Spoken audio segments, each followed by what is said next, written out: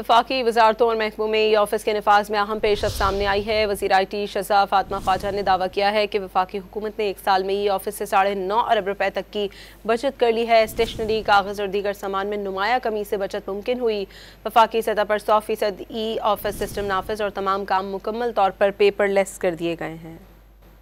हमारी जो e office है, मेरे ख्याल से अगर एक आप मुझसे अचीवमेंट पूछें मिनिस्ट्री की तो सबसे बड़ी अचीवमेंट होगी कि हमारा ई ऑफिस आज 100% फेडरल गवर्नमेंट में अडॉप्टेड है। हम पेपरलेस हैं, हम कोई पेपर साइन नहीं करते, सब कुछ डिजिटल है। वज़ीर आज़म साहब के पास जो डैशबोर्ड है उस पर वो किसी भी फ़ाइल को देख सकते हैं कि वो इस वक्त किसके डेस्क पे पड़ी हुई है, उसने क्या नोटिंग दी है, कब से पड़ी हुई है, कितने बजे से पड़ी हुई है। और अब हमने तकरीबन 450 में से 300 डिपार्टमेंट्स और रेगुलेटरी बॉडीज़ को भी ई ऑफिस पे ले आए हैं।